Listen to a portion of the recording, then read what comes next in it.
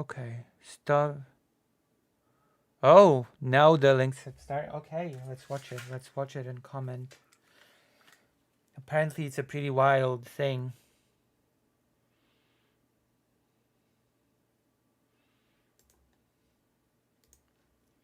Copy link address. Let's go. Let's watch it. Members of Congress. Netanyahu. Let's go.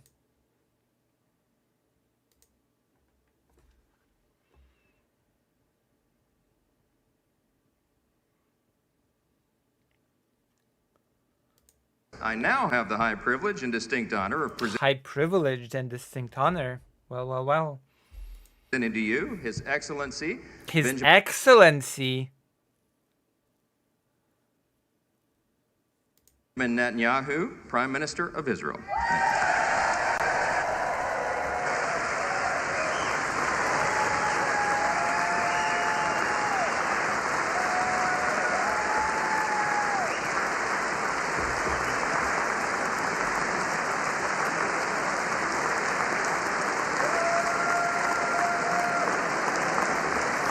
That almost sounded like a boo.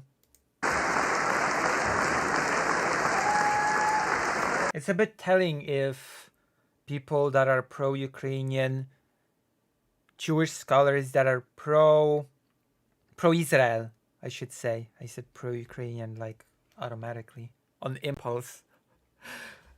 Jewish scholars that are pro-Israel say that this guy and his cabinet are fascistic. That should give you an image. 54. Thank you.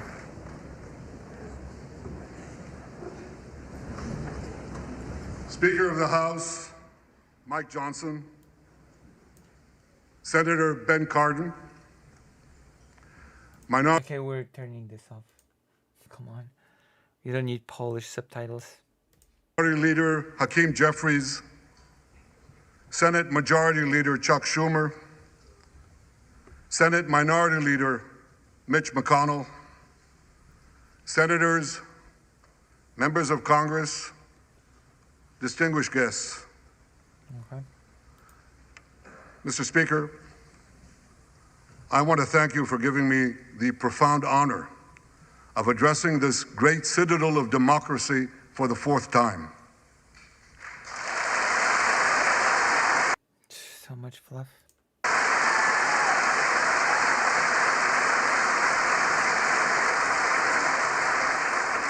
We meet today at a crossroads of history. Our world is in upheaval. Indeed. Just not for the reasons that you think necessarily. In the Middle East, Iran's axis of terror confronts America, Israel, and our Arab friends. I'm sorry? In the Middle East, Iran's axis of terror confronts America. I guess speaking about Hamas doesn't quite cut it anymore, does it?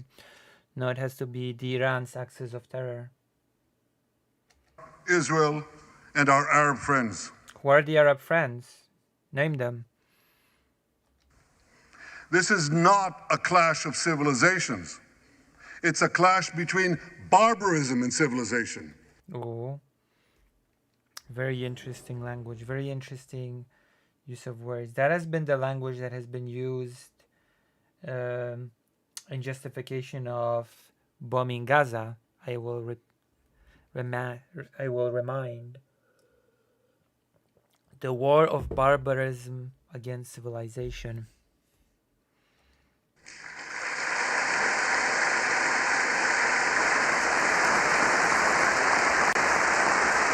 We're not fighting even against a civilization. We're fighting against a bunch of rowdy barbarians.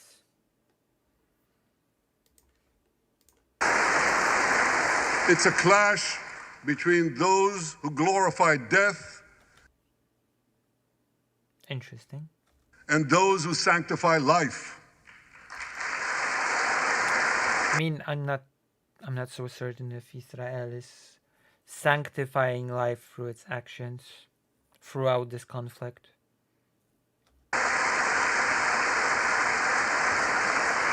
For the forces of civilization to triumph, America and Israel must stand together. This is very, very strange language.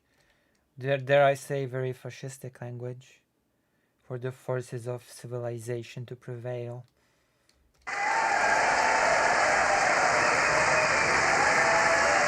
Not a big fan.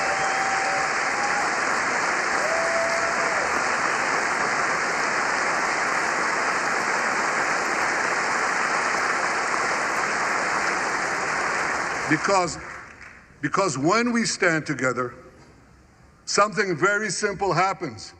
We win, they lose. Okay.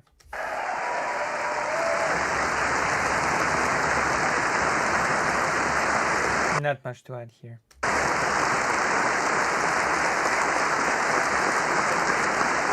And my friends, I came to assure you today of one thing. We will win.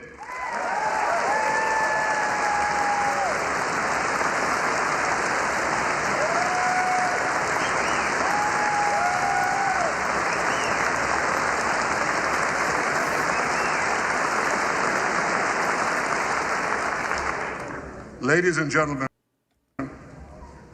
like December 7th, 1941, and September 11th, 2001, October 7th is a day that will forever live in infamy.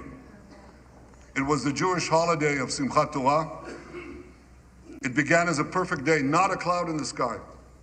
October 7th.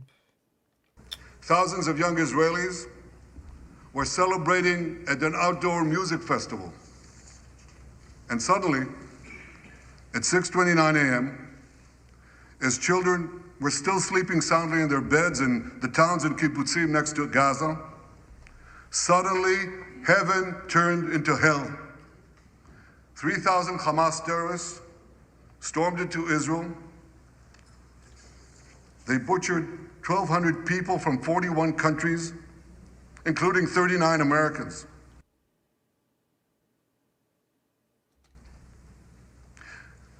Proportionately, compared to our population size, that's like 20 9/11s in one day.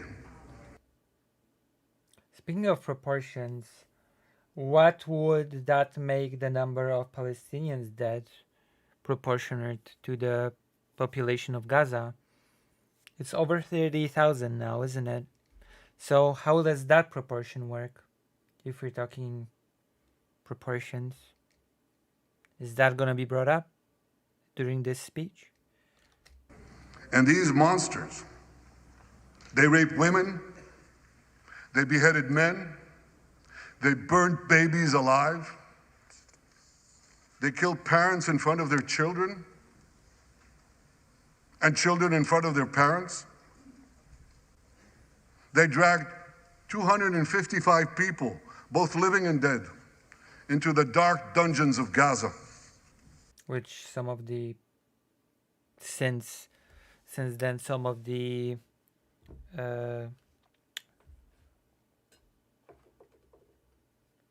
hostages have been killed by Israel as well, which is also worth noting. Israel has already brought home 135 of these hostages, including 7 who were freed in daring rescue operations. Some were killed during the operations, haven't they?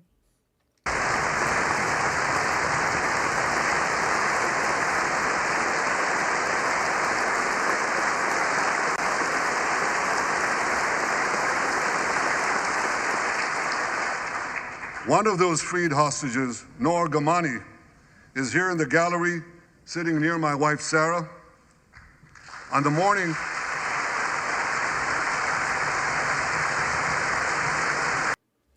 Yeah, a lot of people died during the rescues. I mean, I know that a lot of Palestinians died during the rescues, but I'm speaking of the hostages themselves also dying.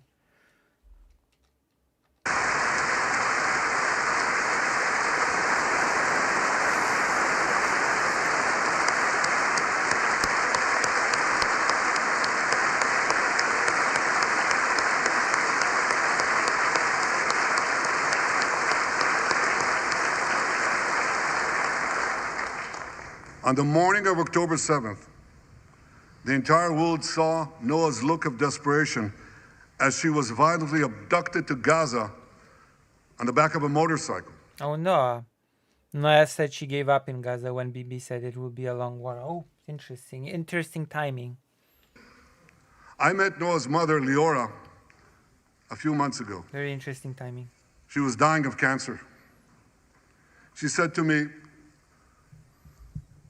Prime Minister, I have one final wish. I wish to hug my daughter Noah one last time before I die. 2 months ago, I authorized a breathtaking commando rescue operation. Our special forces, including a heroic officer named How many people died during that operation? Does anybody know? Arnon Zmora, who fell in this battle, rescued Noah and 3 other hostages. I guess that's not going to be the subject of this speech. The number of collateral damage.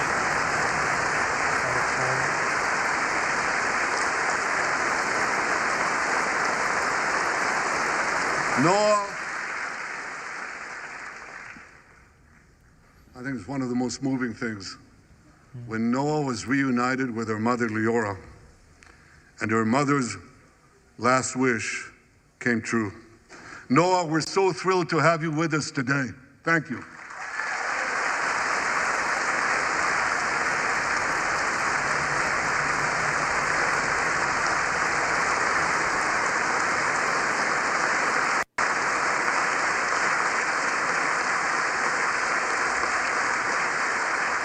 Many hostage families are also here with us.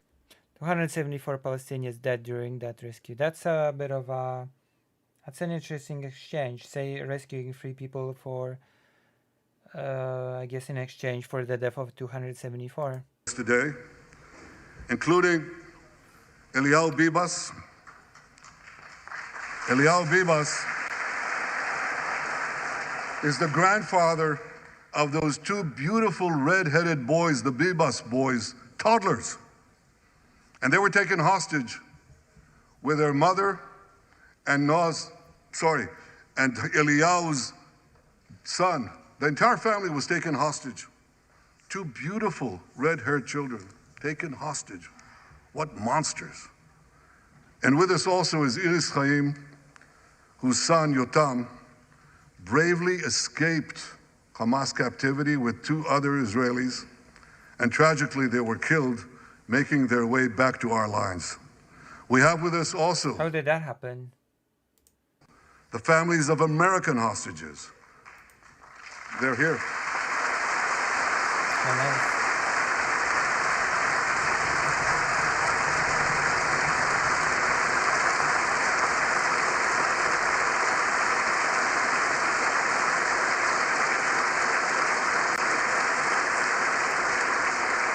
The pain these families have endured is beyond words. I met with them again yesterday, and I promised them this: I will not rest until all their loved ones are home, all of them.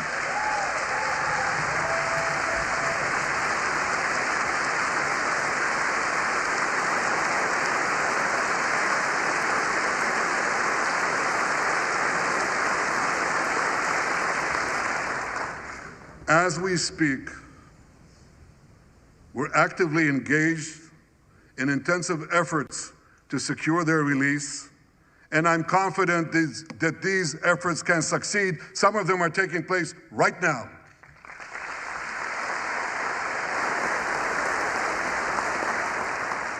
I want to thank President Biden for his tireless efforts on behalf of the hostages and for his efforts to the hostage families as well. I don't think that supplying Israel with missiles is something that helps the hostages, but maybe I'm just naive.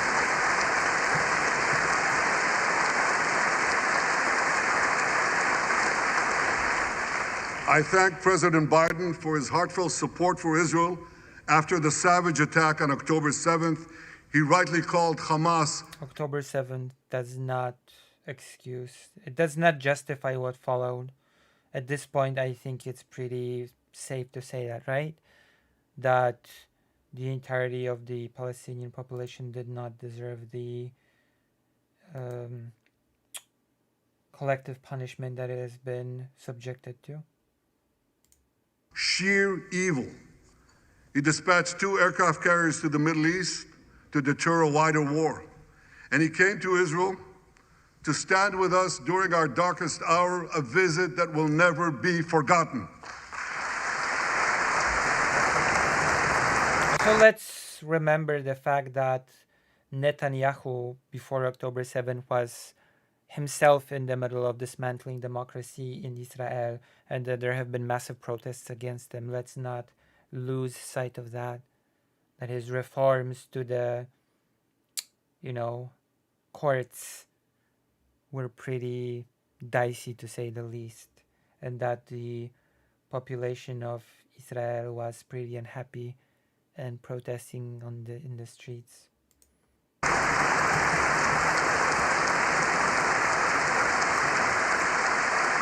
Against this man. President Whose Biden approval right now is not very high as well. So and I have known each other for over 40 years. I want to thank him for half a century of friendship to Israel and for being, as he says, a proud Zionist. Actually, he says a proud Irish-American Zionist.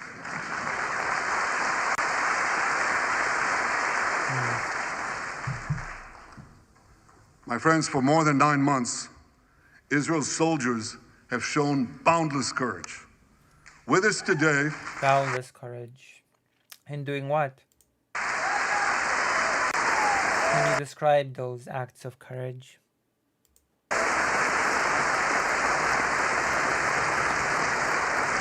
with us today is Lieutenant Avichai Reuven. Oh, you're not gonna. Okay.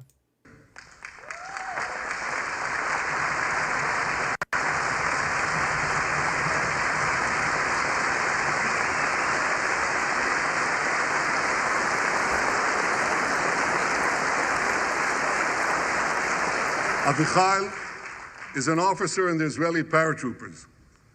His family immigrated to Israel from Ethiopia. In the early hours of October 7th, Avichai heard the news of Hamas's bloody rampage.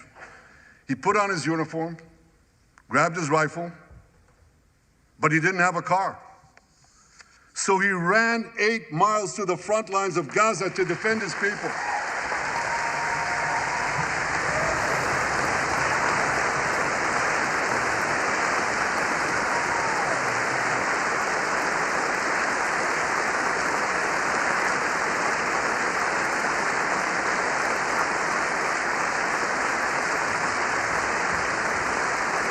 You heard that right.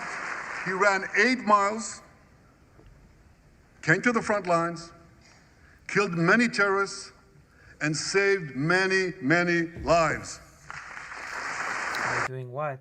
Who were the terrorists? That's very vague language, but... Avichai, we all honor your remarkable heroism. Another Israeli is with us here today, and he's stand up right next to Avichai. This is Master Sergeant Ashraf al-Bakhiri.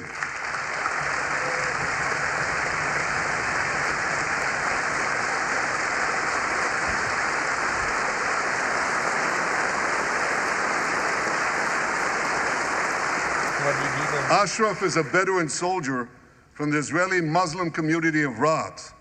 On October 7th, Ashraf, too, killed many terrorists. First, he defended his comrades in the military base, and he then rushed to defend the neighboring communities, including the devastated community of Kibbutz Be'eri.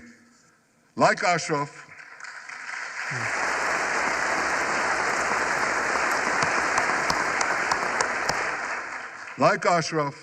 the Muslim soldiers of the IDF fought alongside their Jewish, Druze, Christian, and other comrades in arms with tremendous bravery.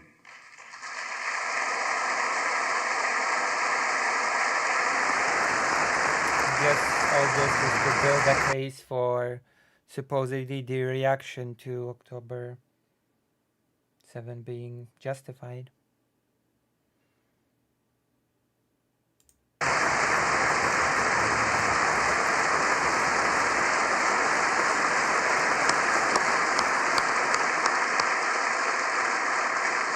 A third hero, Lieutenant Asa Sofer, is also here with us.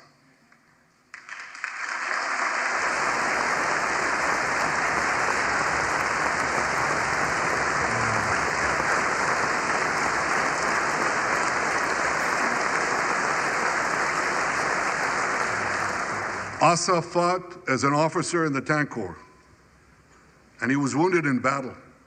He was wounded in battle Is that why the contraption? while protecting his fellow soldiers from a grenade. He lost his right arm and the vision in his left eye. He's recovering, and incredibly, within a short time, Asa will soon return to active duty as a commander of a tank company.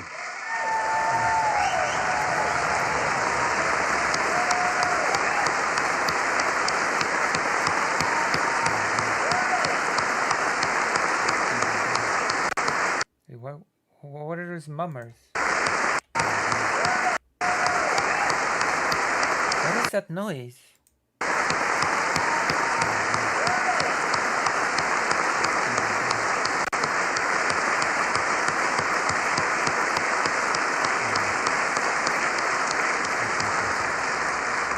So weird. I just learned. Can you hear that? Did you hear that? That There is a fourth hero I'll here. just rewind.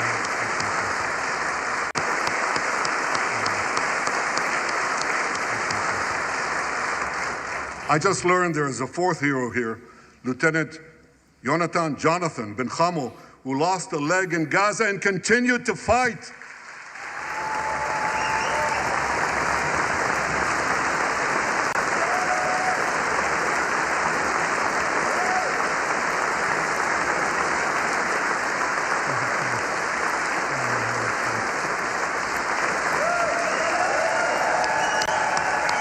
There's nothing for me to hear.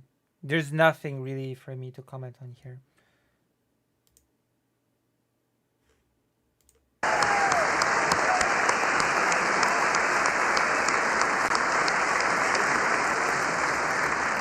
My friends, these are the soldiers of Israel, unbowed, undaunted, unafraid. I'm afraid of what? That is my question, I guess. I'm afraid of what exactly?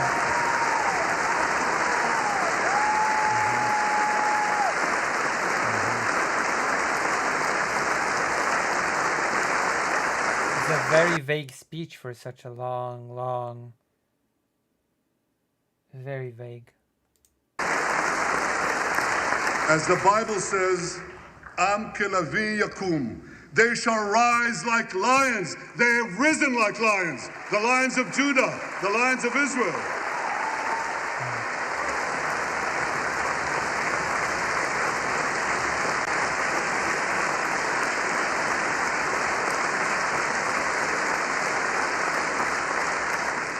Ladies Lions of Israel. and gentlemen, the men and women of the IDF come from every corner of Israeli society, every ethnicity, every color, every creed, left and right, religious and secular. All are imbued with the indomitable spirit of the Maccabees, the legendary Jewish warriors of antiquity. With us today is Yechiel Leiter, the father of one of those Maccabees. Yechiel's father escaped the Holocaust and found refuge in America. As a young man, Yechiel moved to Israel and raised a family of 8 children. There was one more person that sort of lived at that time, Isaac Bashevis Singer, but he has not been very welcome to Israel because he was very adamant on creating his works in Yiddish, and Yiddish has become not a very welcomed language in the country of Israel. So the author, the Jewish author who wrote works in Yiddish also was not very welcome. So let us remember that Israel has not always been welcoming to all Jewish people. He named his eldest son, Moshe, after his late father. Moshe became an exemplary officer in one of our elite commando units. He served with distinction for 2 decades while raising 6 beautiful children of his own. On October 7th, Moshe volunteered to return to combat. 4 weeks later, he was killed when a booby-trapped mine exploded in a tunnel shaft right next to a mosque. At his son's funeral, Yechiel said this: "If the state of Israel had not been established after the Holocaust, the image engraved in our collective memory would have been the photograph of that helpless Jewish boy in the Warsaw Ghetto holding his hands up in the air with Nazi rifles pointed at him. But because of the birth of Israel," Yechiel continued, "because of the courage of soldiers like my son Moshe, the Jewish people are no longer helpless in the face of our enemies."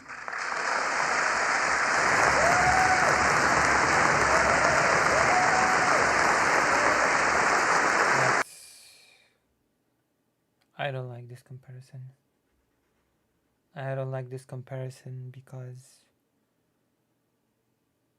it basically speaks to the narrative of the old Jewish people that were weak, that were sheep, that just allowed themselves to be killed in the Holocaust, and the new patriotic, full of nationalism Jewish people that are ready to take on the rifle and shoot their enemies. In many cases, civilians, I guess, in Gaza. The old Jewish person, weak, meek, scheming, and cowardly, and the new Jewish person is something that predates the creation of Israel.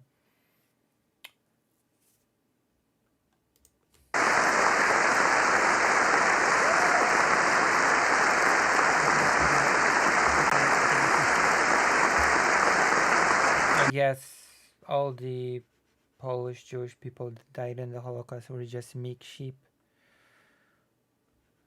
A lot of them being anti-Zionist, by the way. Zionism was not a very compelling nor popular concept in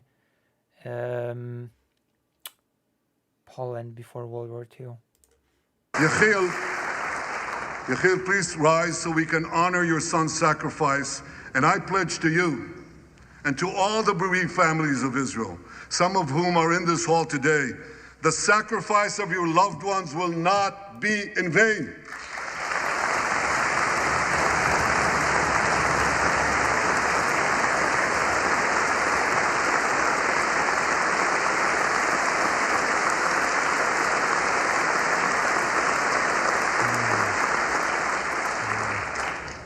It will not be in vain because for Israel, never again must never be an empty promise. It was always Already became an empty promise a long time ago. It already became a mockery. People already have created a very sarcastic version of Never Again. The very sarcastic version of Never Again goes like this. Never again will Nazis kill Jewish people in the 1940s. That's basically the very cynical and sarcastic version of Never Again. Because Never Again is basically about not allowing such a tragedy to happen again to any people.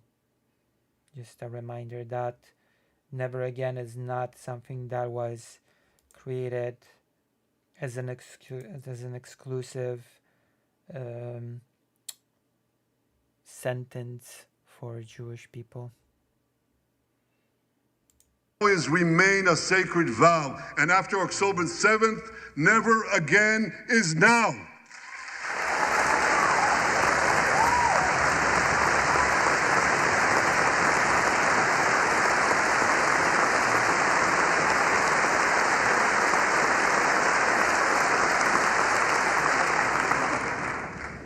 My friends, defeating our brutal enemies requires both courage and clarity. Clarity begins by knowing the difference between good and evil. Yet incredibly, many anti-Israel protesters, Oh, there you go. There you go. many choose to stand with evil. They stand with Hamas. If you are against the killing of Palestinian civilians, you stand with evil and you're pro-Hamas. I guess that's the opinion that we're being given here. They stand with rapists and murderers. They stand with people who came into the kibbutzim, into a home. The parents hid the children, the two babies, in the attic, in a secret attic. They murdered the families, the parents. They found the secret latch to the hidden attic, and then they murder the babies. These protesters stand with them. They should be ashamed of themselves.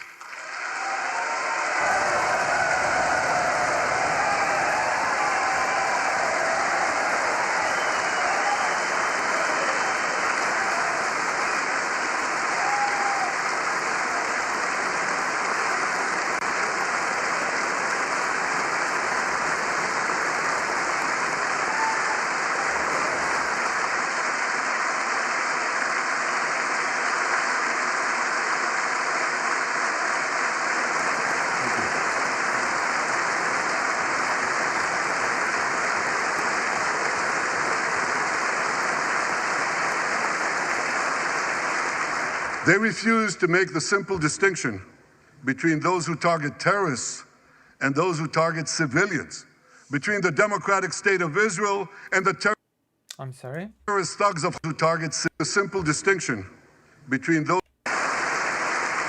They refuse to make the simple distinction between those who target terrorists and those who target civilians, between the democratic state of Israel and the terrorist thugs of Hamas.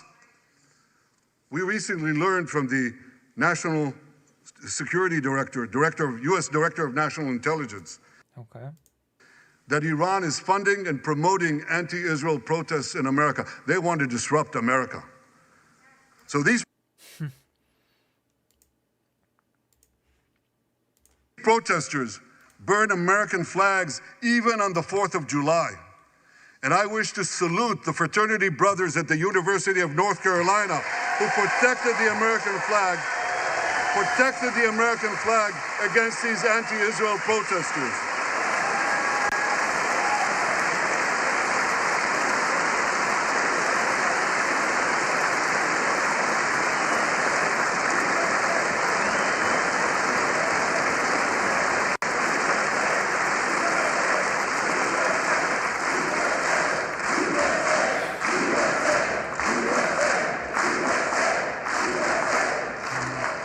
For all we know, Iran is funding the anti-Israel protests that are going on right now outside this building.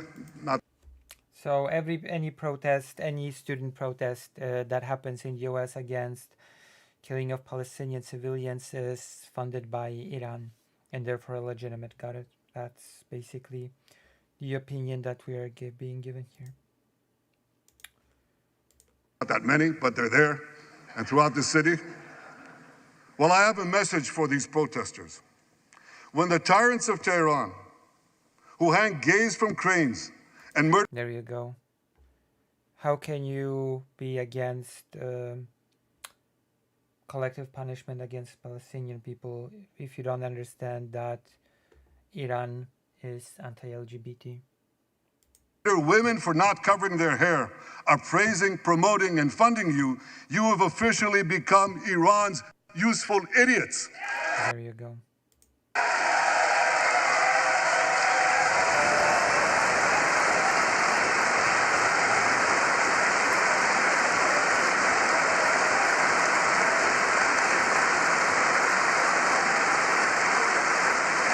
Quite the deliberate language on the part of Netanyahu.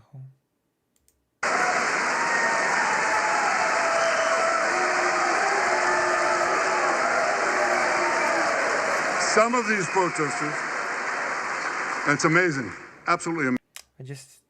I'm just noticing that there are a lot of slogans, a lot of very vague statements, but not a lot of specific data, specific information, specific who's funding which protests. Is Iran funding every single protest in the US? Every single one? Every single student protest is being directly funded by Iran? Is that what we're being led to believe? Is there any sort of evidence that is going to be presented during this speech to sort of give us more clarity on this topic? Am I going to learn how exactly this is being done?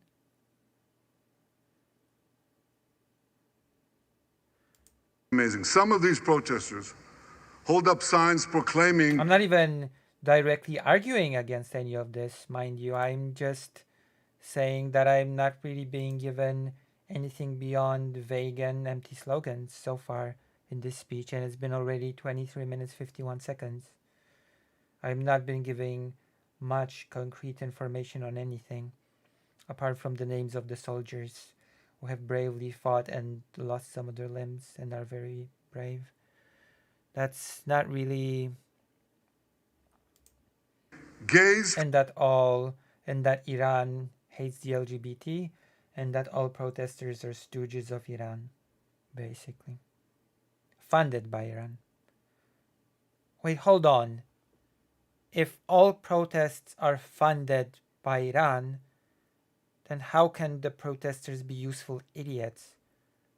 Useful idiots by definition don't have to be. That's the whole point of being a useful idiot, is that you do the work for the group or state without knowing it. You're a useful idiot. You're an idiot. You're helping without knowing. But if you're funded by Iran, then by definition, you cannot be a useful idiot. You receive compensation directly for what you're doing. You know what you're doing at the point where you are funded by the country that wants you to protest. No? Am I mistaken? Can you actually be funded and be a useful idiot at the same time? I was not aware of that. For Gaza. They might as well hold up signs saying chickens for KFC.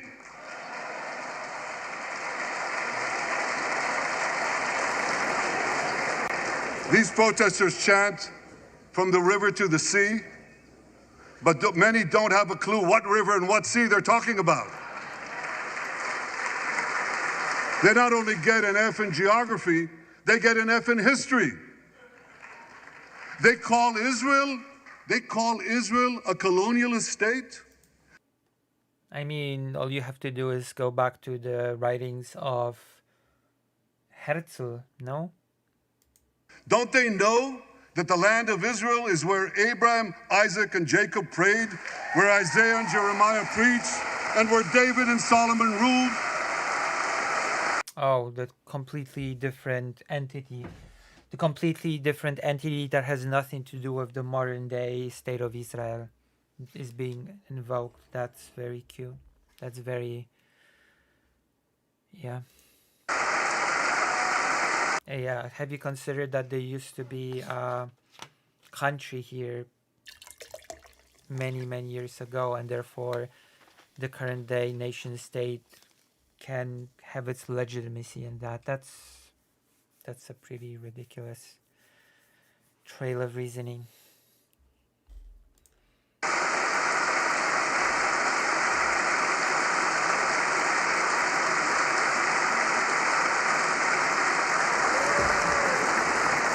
For nearly 4,000 years, the land of Israel has been the homeland of the Jewish people. It's always been our home. It will always be our home.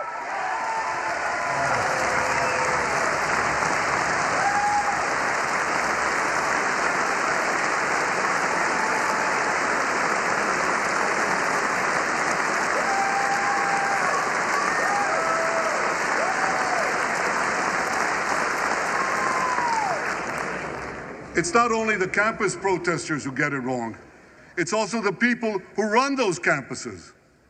80 years Oh, are they also funded by Iran? after the Holocaust, 80 years after the Holocaust, the presidents of Harvard, Penn, and I'm ashamed to say my alma mater, MIT, couldn't bring themselves to condemn the calls for the genocide of Jews. You remember what they said? They said, it depends on the context. Well, let me give these befuddled academics a little context. I'm not sure I trust Netanyahu's context. Anti-Semitism is the world's oldest hatred. For centuries, the massacre of Jews was Also, I do not like the conflation of anti-Zionism with anti-Semitism, but I don't think that needs to be said. always preceded by wild accusations. We were accused of everything from poisoning wells, to spreading plagues, to using the blood of slaughtered children to bake Passover matzahs. There were many Jewish people, especially in Poland, that were anti-Zionist. Just keep this in mind as this speech goes on. These preposterous anti-Semitic lies led to persecution, mass murder, and ultimately to history's worst genocide, the Holocaust. Now, just as malicious lies were leveled for centuries at the Jewish people, malicious lies are now being leveled at the Jewish state. No, don't applaud. Listen. The outrageous slanders that paint Israel as racist and genocidal are meant to delegitimize Israel, to demonize the Jewish state, and to demonize Jews everywhere. And this is where the dishonesty comes in. No wonder we've witnessed an appalling rise of anti-Semitism in America and around the world.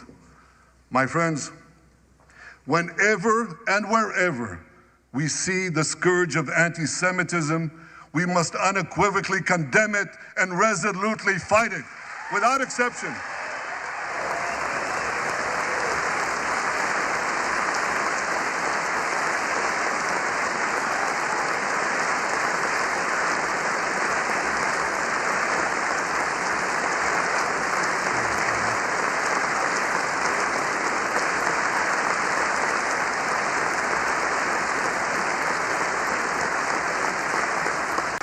And don't be fooled when the blood libels against the Jewish state come from people who wear fancy silk robes and speak in lofty tones about law and justice. Here's a case in point. The prosecutor of the International Criminal Court has shamefully accused Israel of deliberately starving the people of Gaza. This is utter, complete nonsense. It's a complete fabrication.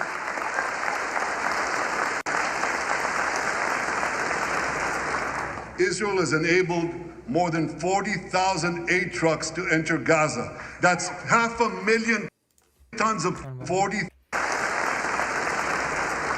Israel has enabled more than.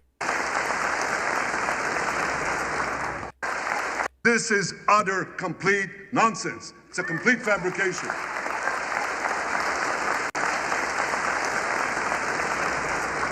Israel has enabled more than 40,000 aid trucks to enter Gaza. That's over what period? And what is the needed amount of trucks, and how much food do the trucks contain? And I mean, there are many questions that come to mind automatically when I hear this. 500,000 tons of food, and that's more than 3,000 calories for every man, woman, and child in Gaza. And what is the calorie need? What is the demand? That you cannot just throw these numbers in a vacuum. You need to tell me what are the current needs, especially since the bombardments, the deprivation of resources also sort of ups this need for calories. That is an important fact to remember. And the question is, are these elevated needs being met?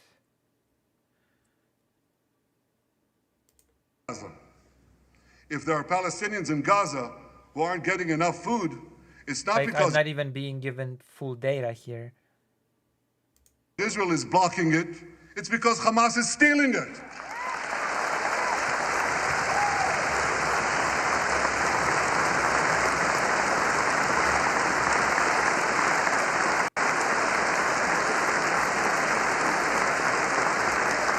So much for that lie, but here's another. The ICC prosecutor accuses So the ICC, the International Criminal Court, are now liars, probably funded by Iran. Okay. Israel of deliberately targeting civilians. What in God's green earth is he talking about? The IDF has dropped millions of flyers, sent millions of text messages, made hundreds of thousands of phone calls to get Palestinian civilians out of harm's way. But at the same time, Hamas does everything in its power to put Palestinian civilians in harm's way. Hold on. What about those groups that were killed by Israel? What about the aid workers that were killed by Israel? What about the whole diplomatic, crisis that happened when a Polish aid worker, among other aid workers, were killed? Was that also Hamas? Were there flyers sent to those aid workers warning them 1 billion times to, get out of harm's way? What happened? What happened there? What was the Polish aid worker illiterate? Couldn't he read the flyers? Didn't he get the signs? They fire rockets from schools, from hospitals, from mosques. They even shoot their own people when they try to leave the war zone. Didn't Israel shoot it? Whatever. A senior Hamas official, Fatri Hamad, boasted, listen to this, he boasted that Palestinian women and children excel at being human shields. His words, excel at being human shields. What monstrous evil. Wait, but if you know that using people as human shields have been a tactic that armies in the past have used. Nazi Germany have used Polish soldiers as human shields against other Polish soldiers. And it is interesting to note that when such a tactic was used by Nazi Germany, the Polish soldiers refused to shoot the Polish soldiers that were used as human shields. Right? What is the point of using the whole point of using human shields is a form of a deterrent. If you try to get to us, you will have to get through these people and slaughter them. But I'm not sure if it works if the other side just slaughters the quote-unquote human shields and says, well, it is what it is. They were used as human shields, so I guess that makes them legitimate target for slaughter. I'm not sure if that's how that works. Maybe I should be educated on the subject. For Israel, every civilian death is a tragedy. For Hamas, it's a strategy. They actually... I mean, it's not strategy, since it's not exactly like they're forcing Israel to kill them, right? Like Israel's... want Palestinian civilians to die. So who's killing them? Is Hamas killing them? Israel will be smeared in the international media and be pressured to end the war before it's won. This would enable Hamas to survive another day, and as they vowed to... Well, I will say one thing. If a solution is not being made, if a permanent solution that is not just based on wanting to destroy Hamas is made, then a new Hamas will just emerge. A new organization will just emerge. I don't think that's a very controversial or complicated statement to make, that a radicalized society of bombed people who have lost relatives to Israel bombing will just create another radicalized group, even if Hamas ends up being destroyed. Carry out October 7th again and again and again. Well, I want to assure you, no matter what pressure is brought to bear, I will never allow that to happen.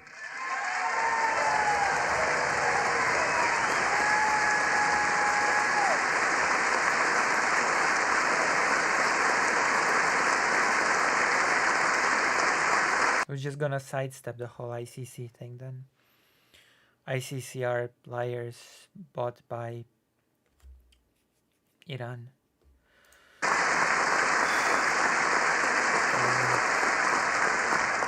The vast majority of Americans have not fallen for this Hamas propaganda. They continue to support Israel. And I want to say thank you, America, and thank you, senators and House members who continue to support us, continue to support Israel, I guess Bernie Sanders is a fake Jewish person. He was very opposed to what's happening in Gaza, very opposed to Israel's action. But I guess Bernie Sanders is the weak, meek Jewish person. Support the truth and see through the lies. But as for the minority that may have fallen for Hamas's cons job, I suggest you listen to Colonel John Spencer. John Spencer is head of urban warfare studies at West Point. He studied every major urban conflict, I was going to say in modern history. In history ever, of course. He corrected me, no, in history. Of course. Israel, he said, has implemented more precautions to prevent civilian harm than any military in history and beyond what... That's bullshit. I'm sorry, I just cannot listen to this. Really?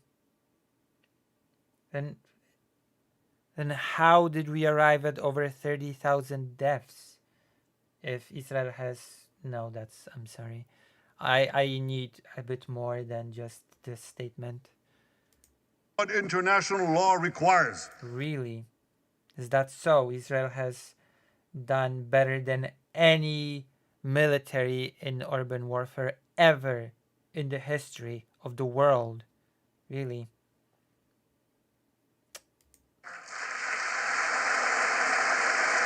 Is that so?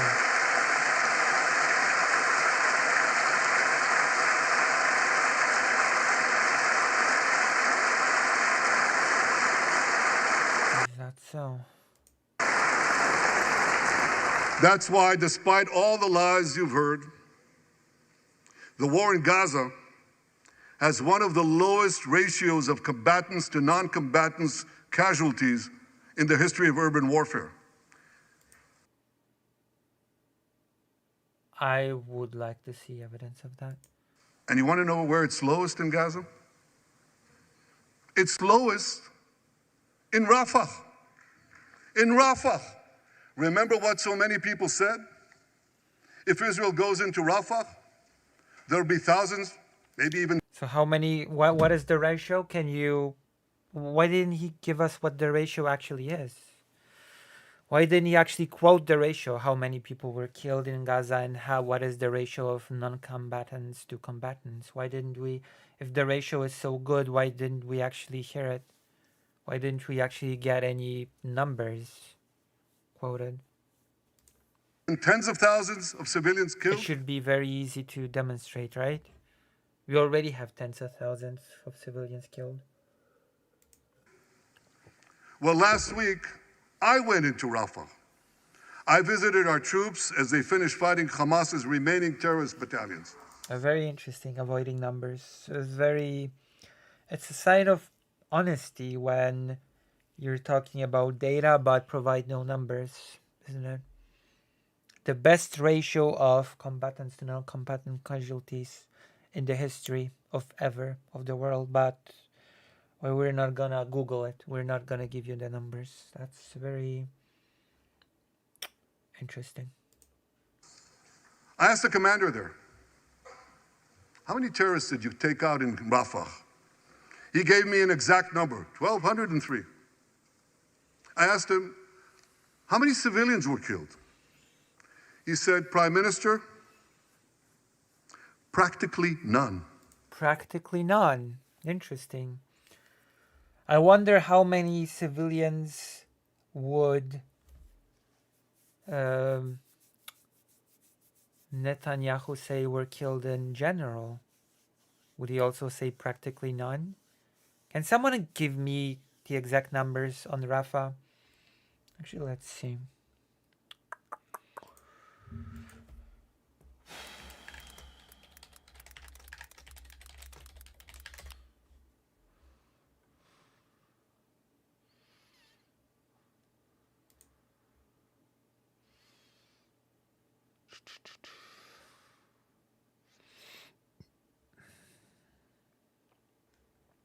Is there any data available for me to just check?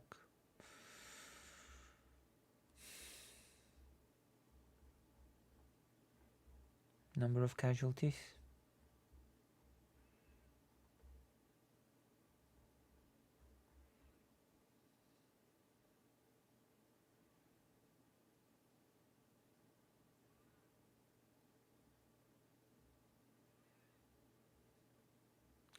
Civilian casualties.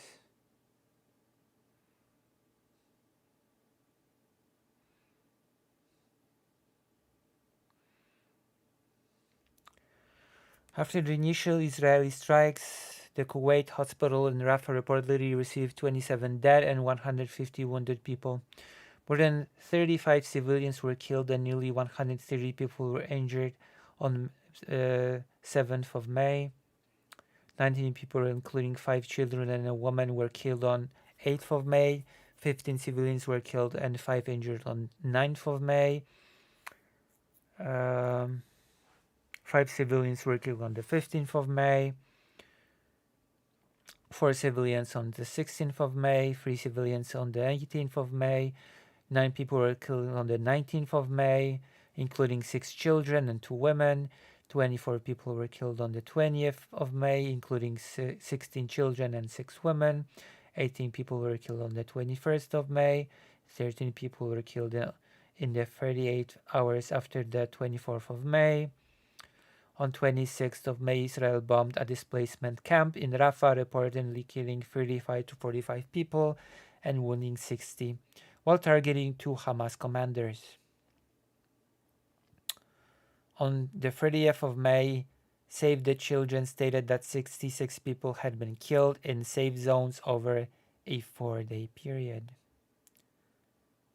Medics warned that thousands of civilians could die in the offensive. So, let me hear that statement again about the number of casualties, because I believe I must have misheard. I believe I must have misheard. I believe I must have made a mistake. I must have heard Netanyahu completely wrong. We had Prime Minister, asked him, how many civilians were killed? 3. You take out in Rafah. He gave me an exact number, 1,203. I asked him, how many civilians were killed? He said, Prime Minister, practically none.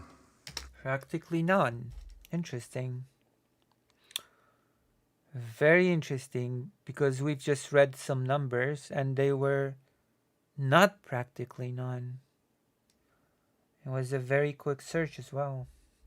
Very cursory search. Interesting. With the exception of a single incident where shrapnel... Single incident. A single incident. ...from a bomb hit a Hamas weapons depot and unintentionally killed 24 people? The answer is practically none. Practically none. Let's look at this again, because maybe I just read it incorrectly. Hold on. Maybe I just read it incorrectly. After the initial Israeli strikes, the Kuwaiti hospital in Rafah reported 27. No, it's all here. No. It doesn't seem like I was mistaken. No. It seems like I can still read after all. Practically none, save for one incident. Interesting. I guess the Wikipedia is just paid off by Iran. You want to know why?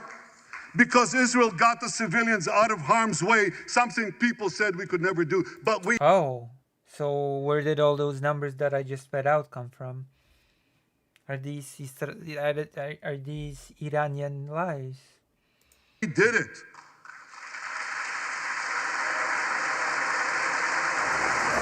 Oh, interesting.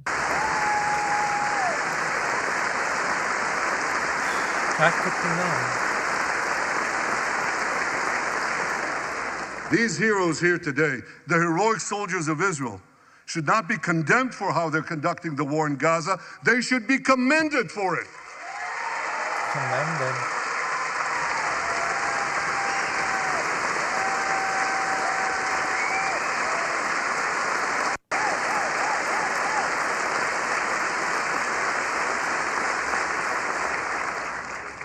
I want to thank all of you here today who forcefully opposed the false accusations of the ICC and stood up for the truth. False accusations of the ICC. I mean, if you have nothing to worry about, then you should just let the ICC investigation commence. And if there is nothing going on, then the ICC investigation will bear no results, right? That is how it works. If you're accused of a thing, then you should just, instead of saying that the ICC, that the body doing the investigation is bad, you should just say, we have nothing to fear of. We've done nothing. You can investigate us to your heart's content and you'll find nothing. That should probably be the call here, right? If Israel is not doing anything, then the ICC will simply then the ICC's investigation will simply show that nothing's happening.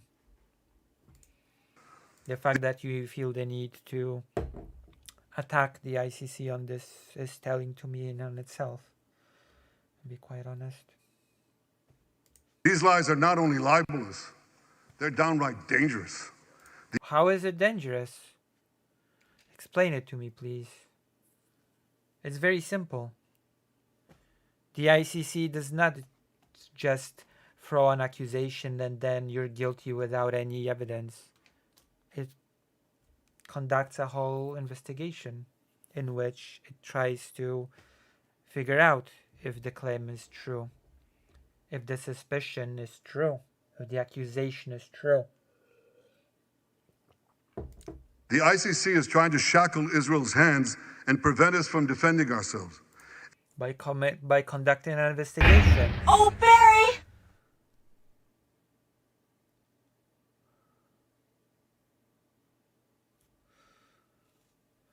Because all of this were killed in the October. Thank you, Greater Aim, for the $5 and for the comment.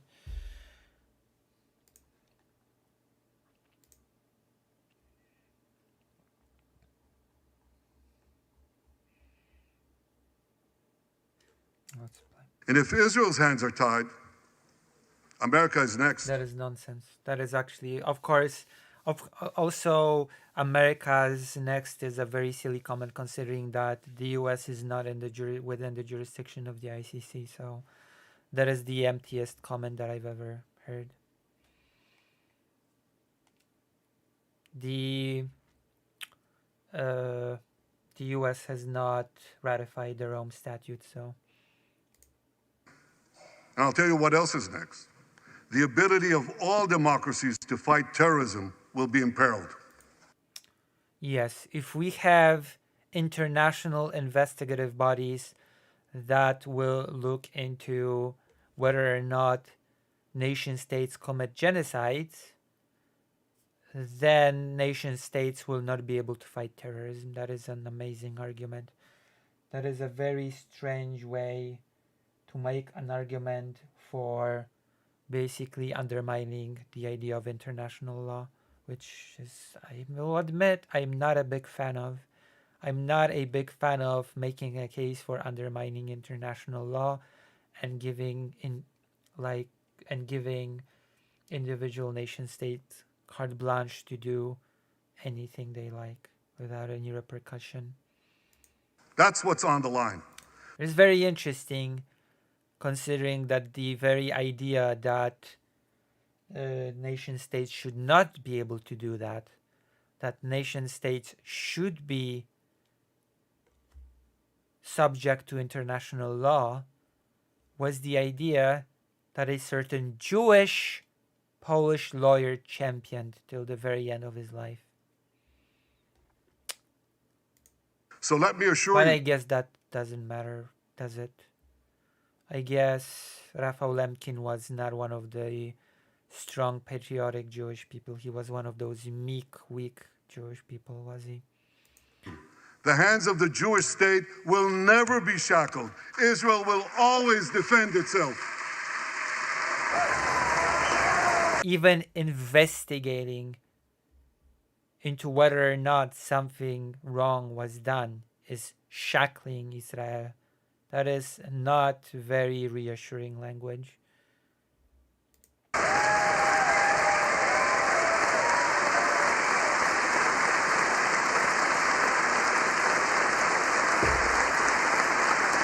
As a confident country would, of course, say, we welcome the investigation because it'll show nothing. Not the ICC is trying to shackle us even by just investigating at all.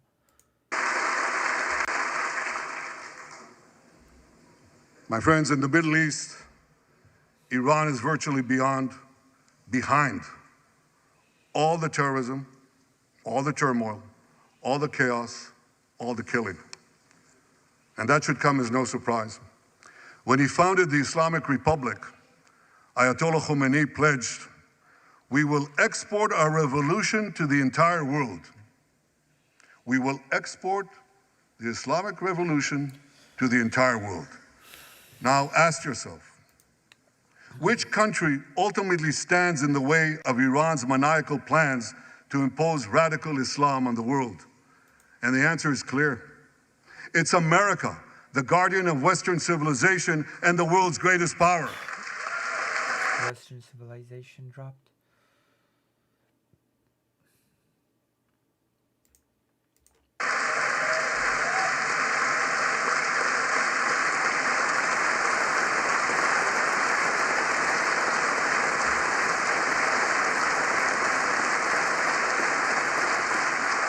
That's why Iran sees America as its greatest enemy. Last month, I thought Iran saw Israel as its greatest enemy. we heard a revealing comment, ostensibly about the war in Gaza, but about something else. It came from the foreign minister of Iran's proxy, Hezbollah, and he said this: "This is not a war with Israel. Israel," he said, "is merely a tool. The main war, the real war, is with America." Iran's regime has been fighting America from the moment it came to power. In 1979, it stormed the American embassy. It held scores of Americans hostage for 444 days. Since then, Iran's terrorist proxies have targeted America in the Middle East and beyond. In Beirut, they killed 241 US servicemen. In Africa, they bombed American embassies. In Iraq, they supplied explosives to maim and kill thousands of American soldiers. In America, they actually sent death squads. They sent death squads here to murder a former Secretary of State and a former National Security Advisor. And as we recently learned, they even brazenly threatened to assassinate President Trump. But Iran understands that to truly challenge America, it must first conquer the Middle East. And for this, it uses its many proxies, including the Houthis, Hezbollah, and Hamas. Yet in the heart of the Middle East, standing in Iran's way, is one proud pro-American democracy, my country, the State of Israel.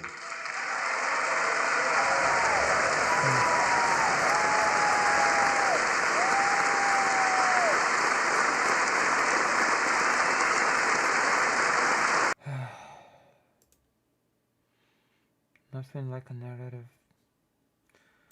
There's nothing like building a narrative, is there?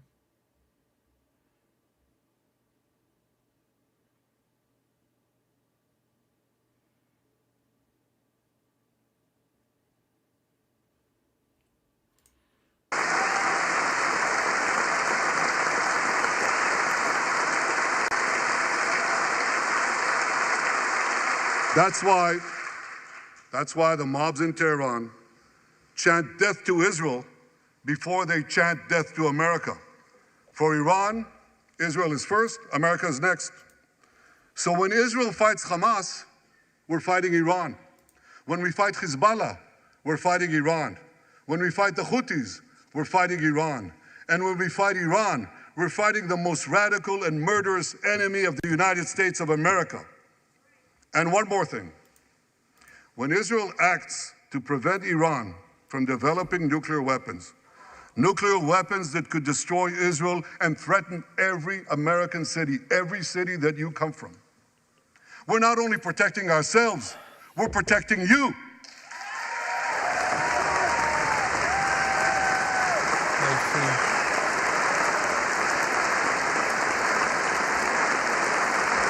You're protecting you by slaughtering all those Palestinians. I understand. I feel protected. My friends, if you remember one thing from the speech, remember this. Our enemies are your enemies. Our fight is your fight. And our victory will be your victory. Okay.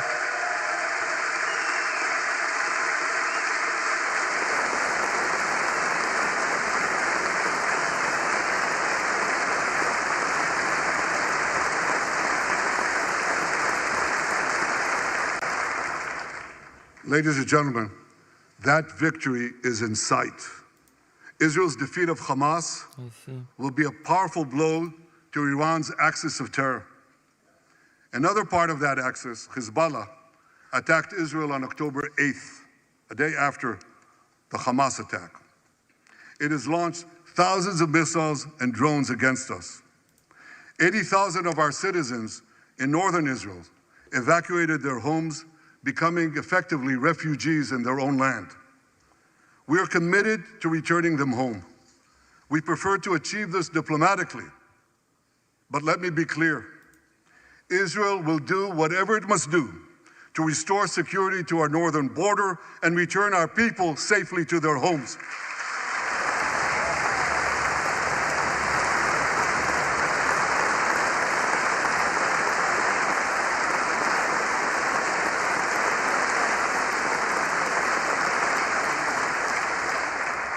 Last Friday, a third Iranian proxy, the Houthis, attacked Tel Aviv with a deadly drone.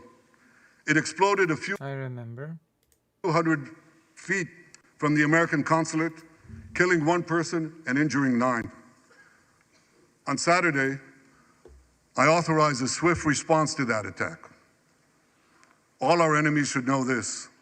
Those who attack Israel will pay a very heavy price. And as we defend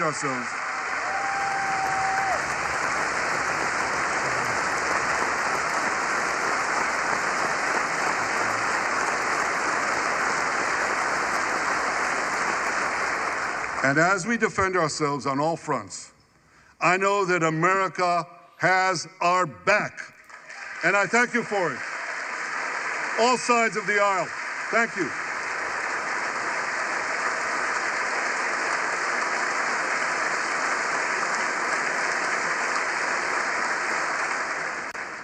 My friends, for decades, America has provided Israel with generous military assistance, and a grateful Israel has provided America with critical intelligence that saved many lives. We've jointly developed some of the most sophisticated weapons on earth. I choose my words carefully. We've jointly developed some of the most sophisticated weapons on earth that help protect both our countries. And we also protect by killing. We also help keep Americans' boots off the ground while protecting our shared interests in the Middle East. Is that so?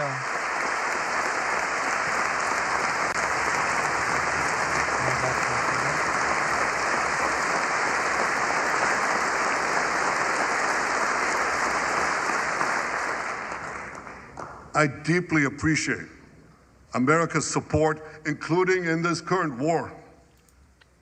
But this is an exceptional moment. Fast-tracking U.S. military aid can dramatically expedite an end to the war in Gaza and help prevent a broader war in the Middle East. Oh, so now there's a plea for more weapons. What am I reading? What do you mean? In World War II, as Britain fought on the front lines of civilization, Winston Churchill appealed to I was checking something on the page. Americans with these famous words: "Give us the tools and we'll finish the job." Today, as Israel fights on the front line of civilization, I too appeal to America. Give us the tools faster and we'll finish the job faster.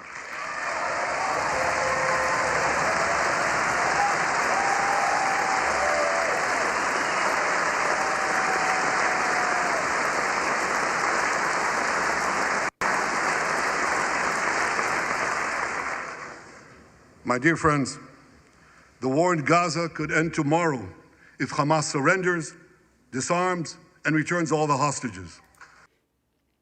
But it won't fix the problem now, will it? Will it now?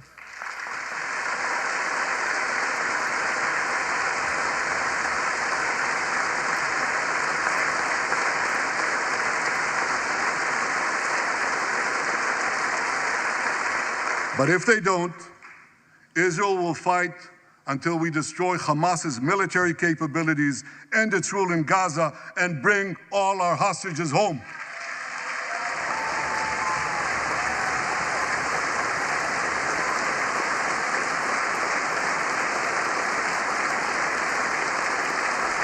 That's what total victory means, and we will settle for nothing less. The day after we defeat Hamas, a new Gaza can emerge. My vision for that day is of a demilitarized and de-radicalized Gaza. Israel does not seek to resettle Gaza, but for the foreseeable future, we must retain overriding security control there to prevent the resurgence of terror, to ensure that Gaza never again poses a threat to Israel.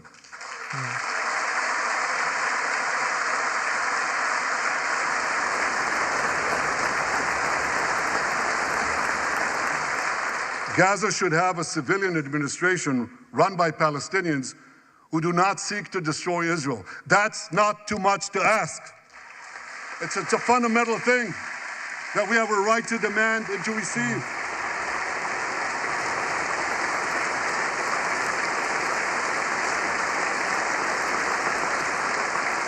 A new generation of Palestinians must no longer be taught to hate Jews, but rather to live in peace with us. And how do you propose that will be achieved? How do you propose this will be achieved? What's your proposal for that to be achieved?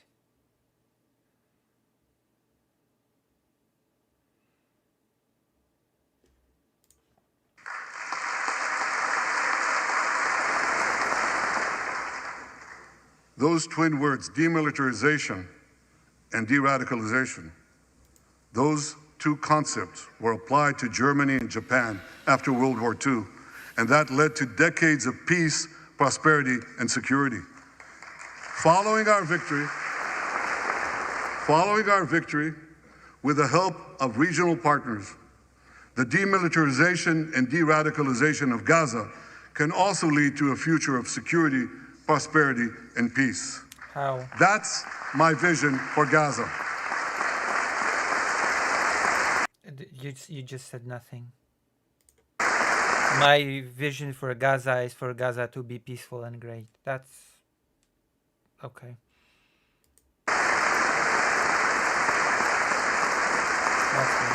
Now here's my vision for the broader Middle East. It's also shaped in part by what we saw in the aftermath of World War II.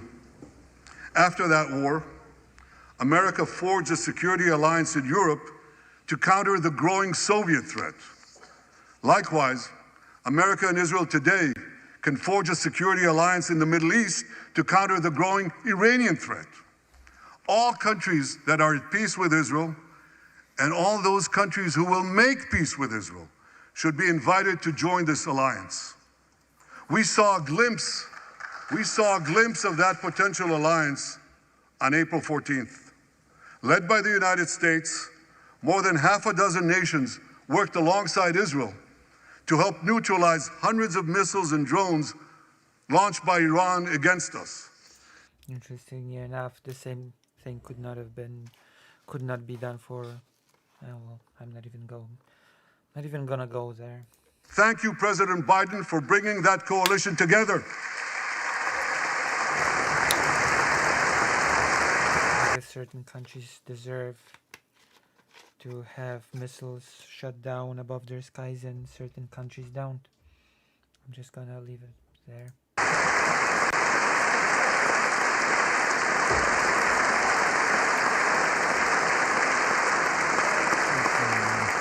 The new alliance I envision would be a natural extension of the groundbreaking Abraham Accords. Those accords saw peace forged between Israel and 4 Arab countries, and they were supported by Republicans and Democrats alike. We could call, I have a name for this new alliance. I think we should call it the Abraham Alliance.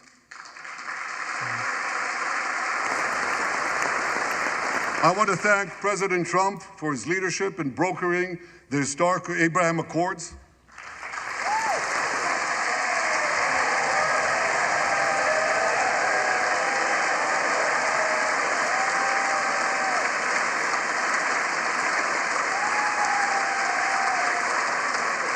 Like Americans, Israelis were relieved that President Trump emerged safe and sound from that dastardly attack on him, dastardly attack on American democracy. There is It was an attack orchestrated by Iran. no room for political violence in democracies.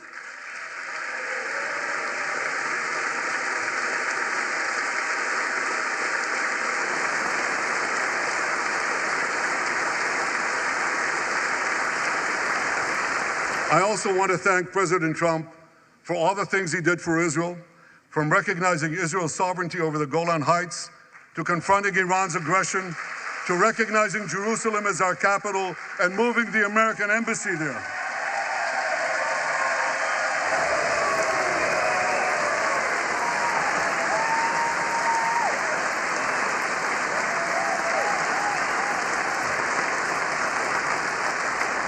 That's Jerusalem, our eternal capital, never to be divided again.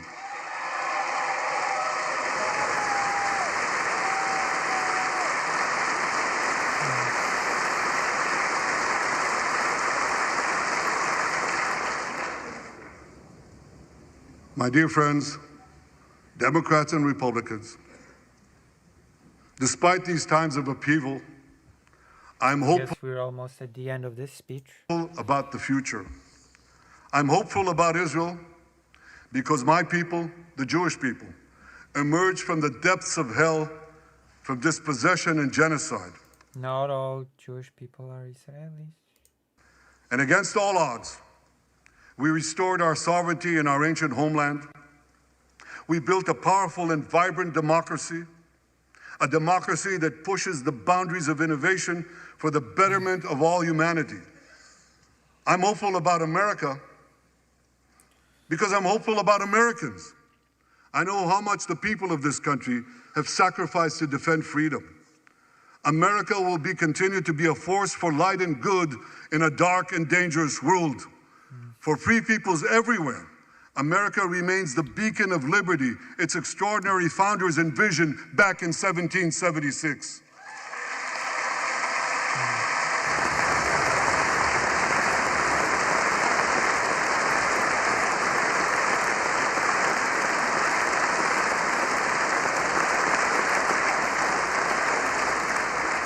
Working together, I'm confident that our two nations will vanquish the tyrants and terrorists who threaten us both.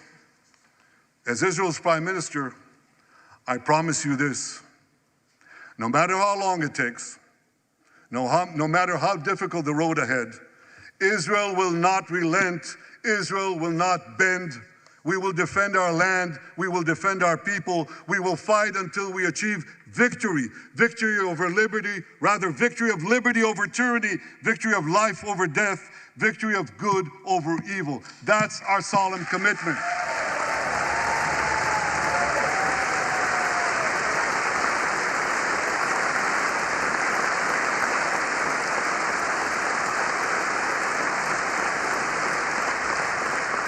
And we will continue to work with the United States and our Arab partners to transform a troubled region from a backwater of repression, poverty, and war into a thriving oasis of dignity, prosperity, and peace. In this noble mission, as in many others, That is so deep. Israel will always remain America's indispensable ally. That is Through thick and so thin, deep.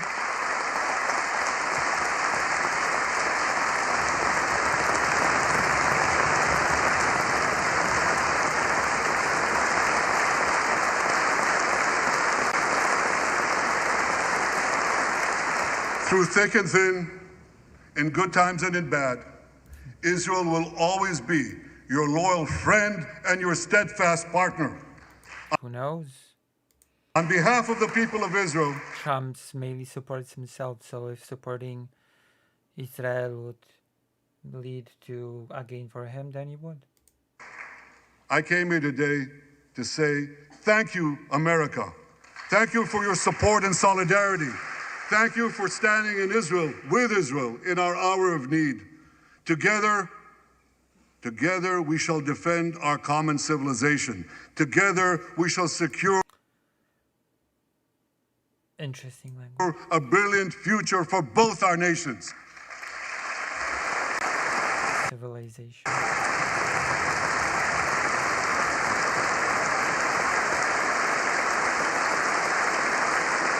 May God bless Israel, may God bless America, and may God bless the great alliance between Israel and America forever.